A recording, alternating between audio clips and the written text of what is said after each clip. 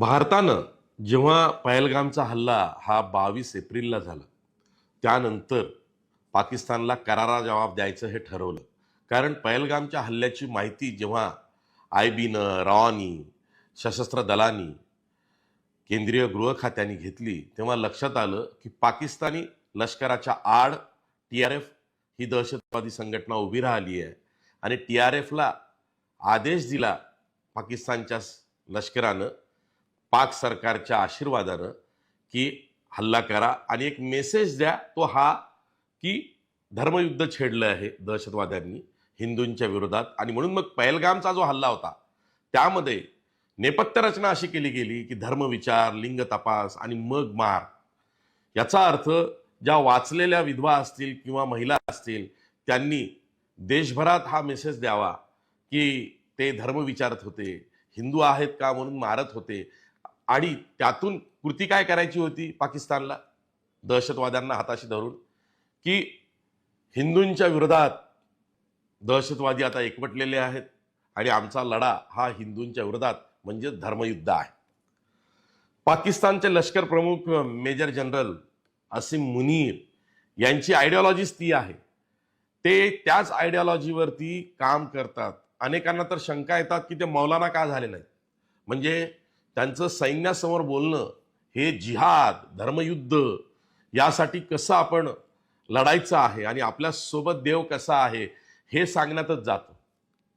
आता विषय असा आहे की भारतानं म्हणूनच एकजूट दाखवली. आधी सगळे विरोधी पक्ष भारताचे एकत्र आले, त्यांनी एकजुटीने सरकारला पाठिंबा दिला, सत्ताधारी पक्षाला पाठिंबा दिला, पंतप्रधान नरेंद्र मोदींना दिला की तुम्ही जी कृती कराल त्याच्या पाठीशी आम्ही सगळे आहोत. कोणी असं म्हटलं नाही की हा हल्ला कुठून झाला, काय झाला. कारण उघडपणे कळत होतं की होय, पाकिस्तानचा हात या दहशतवादी हल्ल्यामध्ये आहे आणि सीमापार दहशतवाद हा पाकिस्तानी दहशतवाद आहे हे आता एव्हाना सर्वांना कळलेलं आहे आणि जगजाहीर झालेलं आहे. आणि म्हणून मग 22 एप्रिल नंतर मी मागाशी सांगितलं होतं, कालही सांगितलं की 29 एप्रिलच्या रात्री भारतीय सैन्याने पाकिस्तानला सर्जिकल स्ट्राईकचा धडा द्यायचा, ऑपरेशन सिंदूर करायचं हे ठरवलेलं होतं. पण जेव्हा हे लक्षात आलं की चायनीज बनावटीचे चेंगडू चायनाचे उपकरणं ही सीमेवरती लावलेली आहे, ज्यामध्ये राफेल हे रडारवर डिटेक्ट होतं आहे, तेव्हा राफेल यांनी माघार घेतली अशा बातम्या काही आंतरराष्ट्रीय पोर्टल्सवरती आहेत. पण त्या आता आख्यायिका आहे, ठीक आहे, तो सरावाचा भागही असू शकतो. म्हणजे भारत त्या तयारीत होता. भारतानं सिंधू जल करार असेल तो मोडीत काढला, तो स्थगित केला. भारतानं पाकिस्तान दूतावास परत पाठवून दिलं. भारतानं विजाबंदी केली. भारताने पाकिस्तानी काही नागरिक जे भारतात आले होते त्यांना परत पाठवण्याची मोहीम सुरू केली. असे काही मेजर्स भारतानं तात्काळ केले. वाघा अटारी बॉर्डर ही सील केली गेली आणि पाकिस्तानला वाईट टाकायचं. इकडे इंटरनॅशनल मॉनिटरी फंड आणि वर्ल्ड बँक यांच्याकडं सातत्यानं भारत सरकारचा पाठपुरावा चाललेला आहे की पाकिस्तानला तुम्ही नवं फंडिंग काही करू नका. पाकिस्तान ते सगळं फंडिंग टेरर नेटवर्कसाठी वापरतं, दहशतवादासाठी वापरतं, दहशतवाद्यांना द्यायला वापरतं. हे होत असताना जेव्हा 7 मेच्या मध्यरात्री, म्हणजे 6 मेच्या मध्यरात्री 7 मेला मध्यरात्री 1:05 ते 1:30, जवळपास 30 मिनिटं, तसे 25 मिनिटं, 1:05 ते 1:30 मध्यरात्री 25 मिनिटं ऑपरेशन सिंदूर हे भारतानं राबवलं. त्यामध्ये खास करून तिन्ही दलांचे जे कंबाईंड ऑपरेशन होतं, पण वायुदलाचा सहभाग मोठा होता. आणि यामध्ये 24 प्रिसिजन मिसाईल अटॅक्स हे 9 लोकेशन्सवरती झाले, 9 ठिकाणांवरती झाली. ही 9च्या 9 ठिकाणं ही लष्कर तैयबा आणि जैश ए मोहम्मद त्याचबरोबर पाकिस्तानी लष्कराच्या मदतीनं दहशतवाद्यांसाठी चालवण्यात येणारे जे प्रशिक्षण केंद्र आहेत अशी ही ठिकाणं होती. त्यातलं सर्वात मोठं होतं, सर्वात महत्त्वाचं होतं ते बहावलपूर, जिथे जैश ए मोहम्मदचा अझर मसूद हा म्होरक्या राहतो आणि तो तिथे सगळ्या कारवायांसाठी प्रशिक्षण केंद्र आणि सगळ्या गोष्टी चालवतो.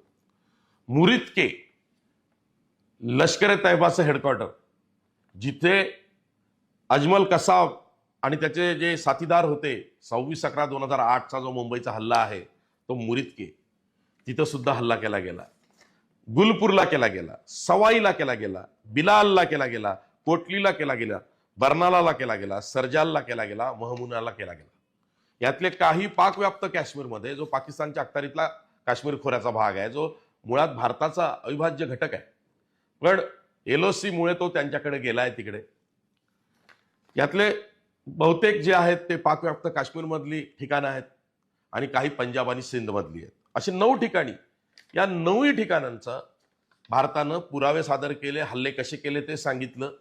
आणि ही 9ही ठिकाणं दहशतवाद्यांची केंद्र आहेत. काही लॉन्चिंग पॅड्स आहेत, काही ट्रेनिंग कॅम्प्स आहेत, काही रिक्रुटमेंट कॅम्प्स आहेत आणि काही सैन्याच्या कवायतींचे कॅम्प्स आहेत जे दहशतवाद्यांसाठी चालवले जातात. याचे पुरावे भारत सरकारनं दिलेले आहेत. तर इथे यातला जो बहावलपूरचा जो अटॅक होता तो इतका मोठा होता की तिथे मस्जिद सुभान अल्लाह या ठिकाणावरती जो हल्ला झाला बहावलपूरला, तिथे 14 जण ठार झाले. त्या 14 मध्ये मौलाना अझहर मसूदच्या घरातली 10 माणसं आणि 4 त्याचे कमांडर्स, असे 14 जण हे मारले गेले, ठार झाले. त्यांचा अंत्यसंस्कार जेव्हा ठेवला गेला तेव्हा मौलाना अझहर मसूदने एक पत्रक जारी केलं आणि त्या पत्रकात त्यांनी असं म्हटलं की माझ्या घरातली 10 लोक गेली, माझे साथीदार गेलेत, त्यांच्या अंत्यसंस्काराला तुम्ही सगळ्यांनी या. मला यामध्ये ठार मारलं असतं तर चाललं असतं, पण माझ्या घरच्यांना का वगैरे असं तो बोललाय आणि मी आता याचा बदला घेतल्याशिवाय राहणार नाही असंही बोलला. तेव्हाच ही बाब स्पष्ट झाली होती की बघा, पाकिस्तानच्या जमिनीवरती युनायटेड नेशन्स, संयुक्त राष्ट्रांनी ज्याच्यावरती बंदी घातलेली आहे, जो आंतरराष्ट्रीय दहशतवादी म्हणून करार केला गेलेला आहे, मौलाना अझहर मसूद, ज्याच्यावरती प्रसिद्ध दिग्दर्शक हंसल मेहता यांनी ऑमरेटा नावाची फिल्म केलेली आहे. राजकुमार राव यांनी खूप महत्वाची भूमिका या चित्रपटात निभावली आहे अझहर मसूदची.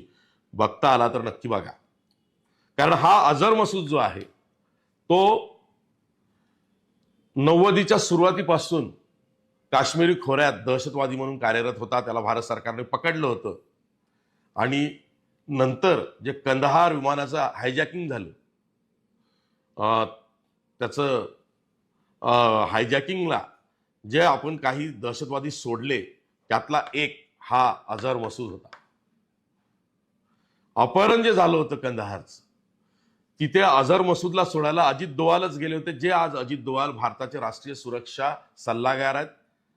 त्यांना माहिती आहे की अझहर मसूद कसा काम करतो, कुठे काम करतो, कशा पद्धतीनं करतो, त्याचा कारवाया काय, त्याचं टेरर नेटवर्क काय, तो मल्टिपल टेरर नेटवर्क्स निर्माण करू शकतो, प्रत्येक हल्ल्याचा कट कसा तो शिजवतो, त्याचे वेगवेगळे मॉड्यूल्स, म्हणजे जैश ए मोहम्मदचं मॉड्यूल वेगळं आहे, लष्कर ए तैयबाचं मॉड्यूल वेगळं आहे.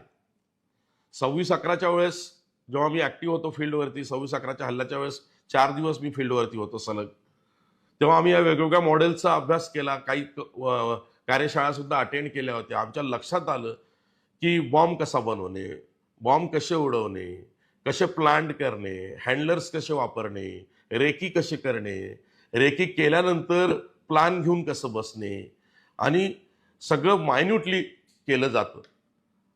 आणि हे तेव्हा 26/11चं जे केलं होतं ते लष्कर ए तैयबाचा जो म्होरक्या होता, मौलाना हाफिज सईद, हा मास्टर माइंड होता.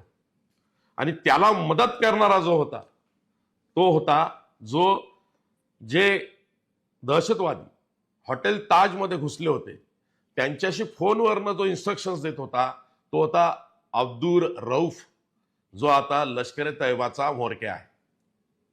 तो तिकडनं इन्स्ट्रक्शन देत होता, तो भारतीय टीव्हीवरती सगळं काही बघत होता आणि त्यांना तिकडनं इन्स्ट्रक्शन देत होता, तोच अब्दुल रऊफ. हे मी का सांगतो समजून घ्या.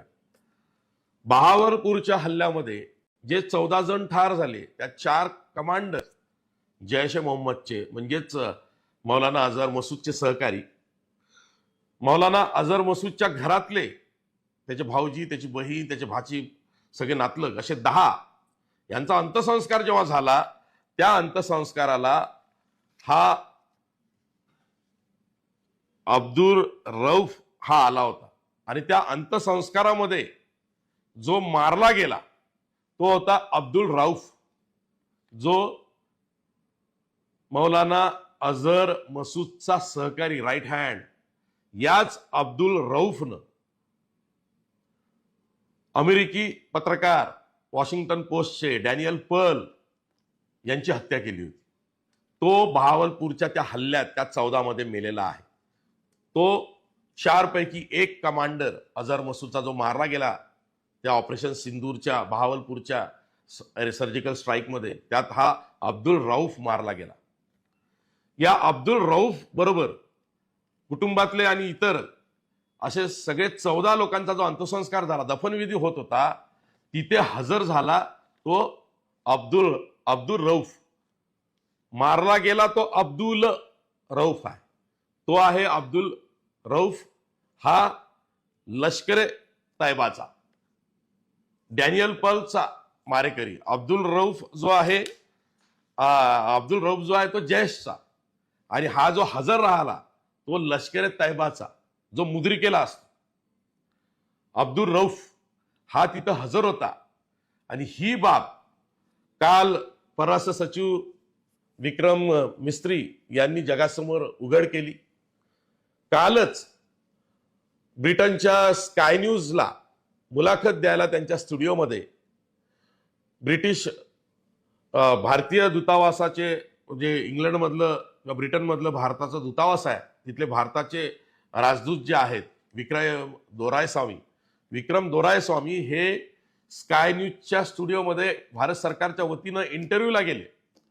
तिथं सुद्धा त्यांनी तो फोटो दाखवला की बघा, एक दहशतवादी मारला गेलेला आहे, तो जैशचा आहे, जैश मोहम्मदचा आहे, अझहर मसूदचा सहकारी आहे. अझहर मसूदच्या कुटुंबियांबरोबर तो अब्दुल रऊफ, जो अमेरिकी पत्रकार डॅनियल पर्ल याचा मारेकरी आहे, आणि तो सुद्धा बँड आहे युनायटेड नेशन्स कडनं. त्याच्या अंत्यसंस्काराला जातोय कोण? लष्कर तैबाचा म्होरक्या अब्दुल रऊफ, जो 26/11चा सुद्धा आरोपी आहे. आणि तो तिथे जातोय. फोटो दाखवले दोघांनी पण. काल विकास मिस्त्रींनी पण दाखवला इकडे भारतात पत्रकार परिषदेमध्ये, आणि तिकडे स्काय न्यूजच्या स्टुडिओमध्ये विक्रम दोरायस्वामी, जे आपले ब्रिटिश दूतावास आहेत, राजदूत आहेत, त्यांनी दाखवला की पाकिस्तानी लष्कराचे अधिकारी आणि आंतरराष्ट्रीय दहशतवादी एकत्रित उभे आहेत, अंत्यसंस्काराला उभे आहेत. दहशतवाद्यांच्या अंत्यसंस्काराला राष्ट्रीय झेंडा पाकिस्तान देत आहे, त्यांना राष्ट्रीय मानवंदना देत आहे, आणि मानवंदनेमध्ये त्यांचा दफनविधी होतोय. हे काय कनेक्शन आहे? यातनं हे स्पष्ट होतंय की पाकिस्तान सरकार, पाकिस्तानचं लष्कर हे जैश मोहम्मद आणि लष्कर तैबा यांना पोचतंय, त्यांना भारताच्या विरोधात कारवाई करण्यासाठी पोचतंय, भारताच्या विरोधात त्यांना ट्रेन करतंय, त्यांना पाठबळ देतंय, आणि आमच्यावरती सोडतोय, आणि तुम्ही आम्हाला म्हणता की तुम्ही गप्प राहा. असा विषय हा झाला. हा खूप मोठा आणि भक्कम पुरावा मिळालेला आहे. तो हा की अब्दुल रऊफ, जो जैश ए मोहम्मदचा कमांडर, मौलाना अझहर मसूदचा राईट हँड, याच्या अंत्यसंस्काराला अब्दुल रऊफ, जो लष्कर तैबाचा म्होरक्या, जो 26/11 मधला ऑपरेटर, की जो अतिरेक्यांशी वॉकी टॉकी किंवा तत्सम वायरलेस याच्यावरनं संपर्कात होता, आणि 26/11चा मास्टर माइंड जो आहे हाफिज सईद, हा सुद्धा याच भागामध्ये कुठं आहे. आणि हे सगळं काही या फोटोग्राफद्वारे ओपन झालेलं आहे.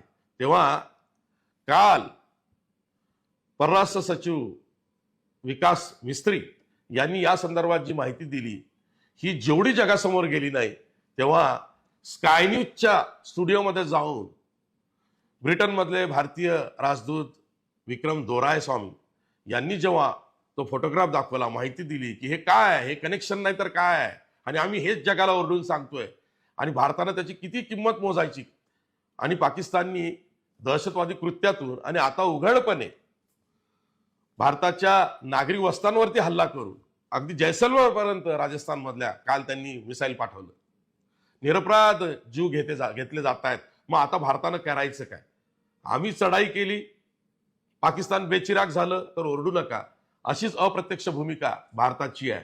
पण हा जो पुरावा आहे की दहशतवाद आणि पाकिस्तानचं सरकार लष्कर कसं हातात हात घालून उभा आहे, हा खूप मोठा भक्कम पुरावा भारत सरकारनं उभा केलाय. त्याविषयी सांगतायत परराष्ट्र सचिव विकास मिस्त्री. ऐका.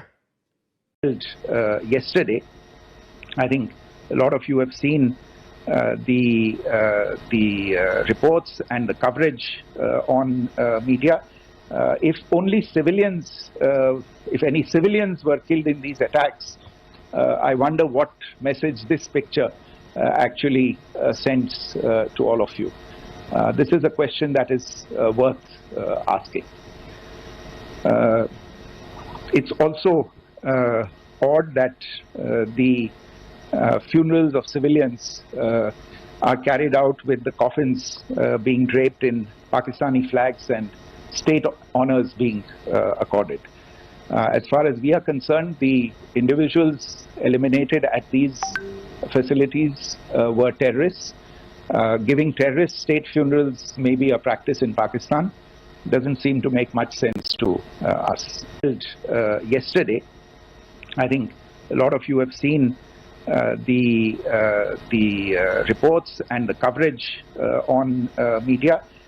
If only civilians, if any civilians were killed in these attacks, I wonder what message this picture actually sends to all of you. This is a question that is worth asking.